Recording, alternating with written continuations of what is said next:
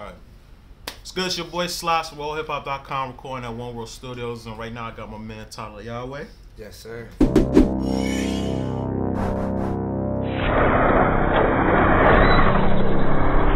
Facts. Alright, so Heart Full of Rage. Yes, sir. So angry Tyla, where you get that from? It's not angry at all, actually. It's like just expressing your emotions however you want to be. You want to be happy, you want to be sad, you want to be in your feelings, you want to feel like you want to make some money, you feel like you want to go mosh pit, crowd surf.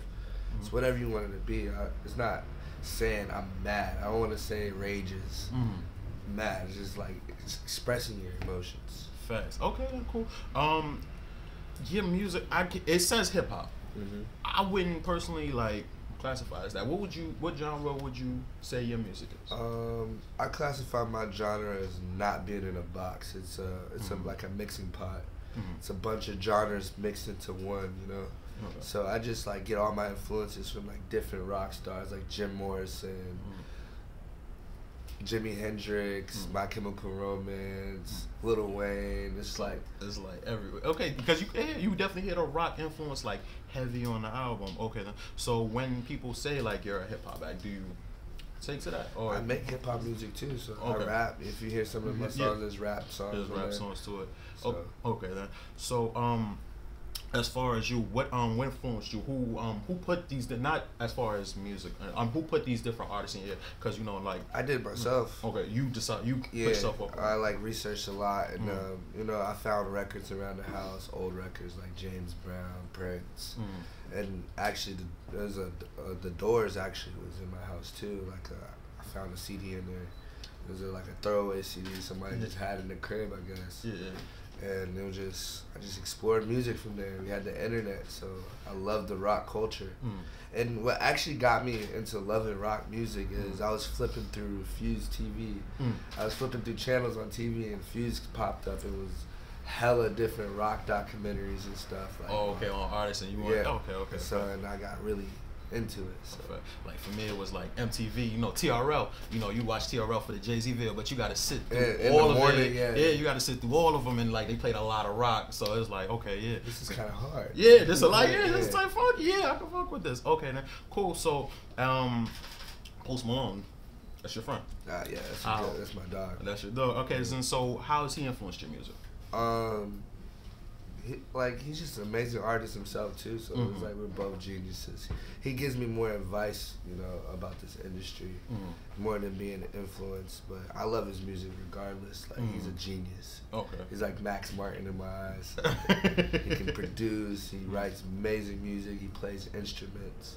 Okay, so it's just well balanced, and that influences you to do the same. Yes, it inspires me to go do stuff like that, especially picking up the guitar. Like I remember my mom bought me a first act guitar in Christmas, and I used to try to play it, and I just break all the chords, all the strings and stuff.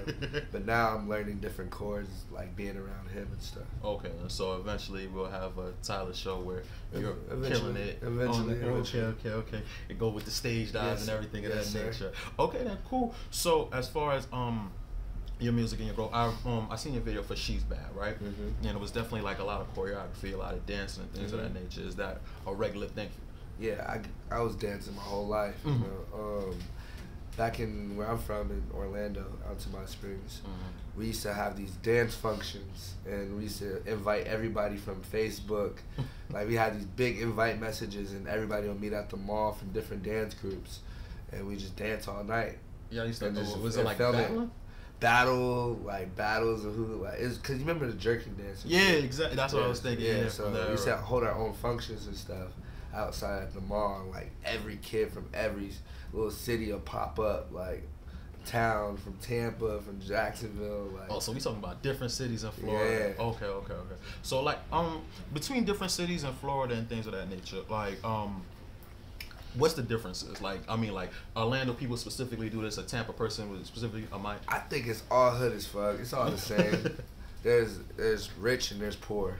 That's how I see it. You know, like there's poor and there's rich. You know, and there's a hood in every state. A hood in every state. A hood in every city you go to. So there's a hood at Disney World. There's no Disney. There's no like Disney is like far from Orlando. It's like in Celebration.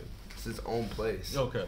So I think like even this is the saying my cousin said. In every hood, there's someone who gets a black tea and smokes a black a mile. So yeah, we definitely had that era a while ago. The oversized, black and white tees and stuff of that nature. It's every hood. There's someone doing it. Oh, sorry. Okay. Then all right. So as far as you go in your style and things of that nature, I appreciate it's like flamboyant, it's loud, but it's still fly and things of that nature. Who helps you put your stuff together? Do you do it? You know, who influenced you? A lot of old rock stars. Back to old, like Jim Morrison, James Brown, Jimmy.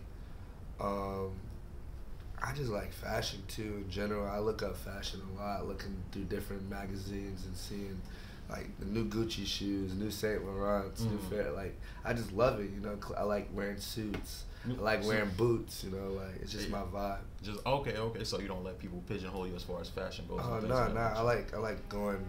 I like researching like Pharrell. Like you know how he started Bape and ice creams and stuff. It's just like that whole different era of fashion was always the mid 2000s. But you don't dress that baggy. I remember like when the Bapes came out. We used to be baggy for sure. Yeah, with the. I've been wearing skinnies my whole life though. Okay, even when it was the baggy. Yeah, I was wearing skinnies. Okay. And that matched with like the jerking era and things of that nature. That's why I think around that time that's when the jeans started tightening up and stuff of that. Yeah, I was skateboarding too. Were you good? Yeah, I'm pretty good at it. You still skate? Yeah. You still skate? Yes, sir. So when you find time for it? I actually the last tour I was on with Young Pinch, I had my board, and me and him would skate around and just cruise, do little tricks here and there, not try to fuck ourselves up and stuff. Okay. But I still keep my bag of tricks. You know, he could play me in a game of skate and probably get whooped. I only know Tony Hawk is the only time I play. Yeah, that's about it. Yeah, fact. Okay, well, like, is that heavily like? Is that a big thing in Orlando? Because that's. Oh yeah, I know a lot of pro skaters that came out of Orlando, like Evan, my homie Evan Smith, T.J. Harris, the homie who owns Rip and Dip, Ryan O'Connor. That was a homie out of our. We used to skate at a skate park called Mesh, Longwood, in Longwood, Florida, like 10 minutes from Orlando. Yeah, man. There's a lot of pro skaters come out of there, man.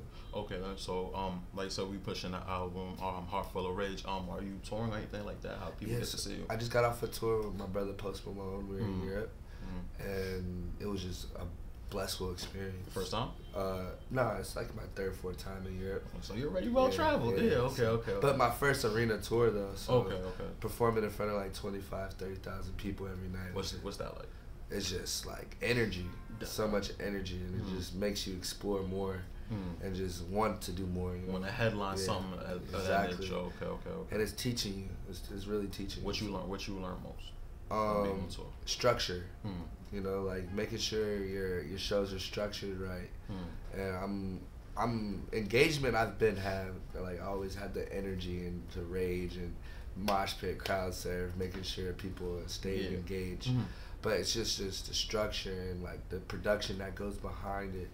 It's dope though. It's really amazing. Okay, so how does that work? Like, if you're an opening act for somebody like a Post Malone, like, what would your structure be? Like, how do you consider the fact that you might outshine possibly that the person behind you, or you just be like, fuck it, it's like full force, I'm going, putting everything out there? I don't even think about that because I'm supporting everybody else that's on the tour with us. So I'm just working and I'm performing, making sure I'm engaging with the fans and just living, man.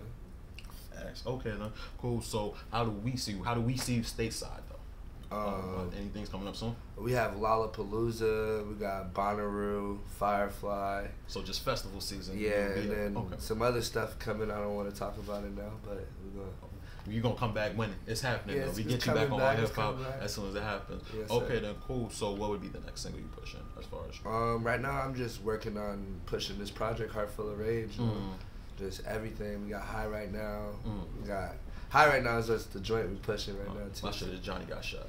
Who Shot Johnny? Yeah, that's my favorite. Yeah, that's my shit. That's a dope story. Yeah. You got to get past. It took me, because, I'm listening to the music and stuff of that nature, and then I'm listening, I'm like, nah, this is like a whole fucking story going on here. Yeah, and it's like, you show a lot of show a lot of different sides to you. That's real hood shit. That's like they're asking about like witnesses and stuff like everybody keep your mouth shut. It's like think about it. It's that's what I'm talking about. Like what each hood goes through too. Facts. Like there's always someone who dies in your hood and no one knows who the killer is.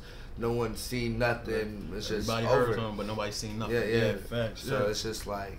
It's a story that we all go through, and I just wanted people to relate to too. Yeah, facts. I've been through it too. So yeah, we've all. I really think if you come from inner city community, we've all been asked, "Did you seen so and so? Have you heard anything?" Nah. And we all know the rules. Nah, that's crazy. That's you understand what I'm saying? Yeah. So that's why I definitely appreciate it. And like I said, that shows like super range because you went from like rock star to like R&B to like that's like that's hip hop. You understand what I'm saying? So it's like a different.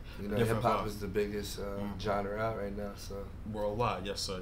But you gotta keep hip hop in all of it. Right, but I appreciate the fact that you're not to be pigeonholed and stuff of that nature. I appreciate that. No problem. It means a lot to get a lot of respect from New Yorkers too. At that, it's the hard. Is it hard from like New Yorkers? I feel like it's just like you have to really please like music. You guys like really love music out here. Like you don't just take any bullshit in. It's authentic music. You understand what I'm saying? It gotta feel authentic, and if it feels authentic, we could rock with you and stuff of that nature. That's where we felt like I'm always gonna rock with the city. You dig? I appreciate it. I appreciate it. Then. All right, then. So let people know how they could find. You can find it everywhere: Spotify, iTunes, Twitter, Instagram, Snapchat. Tyla Yaweh, TYLAYAWH. Probably popped up right there somewhere. All right. And her full rate streaming on all platforms. All platforms. Appreciate you. Thank you so much.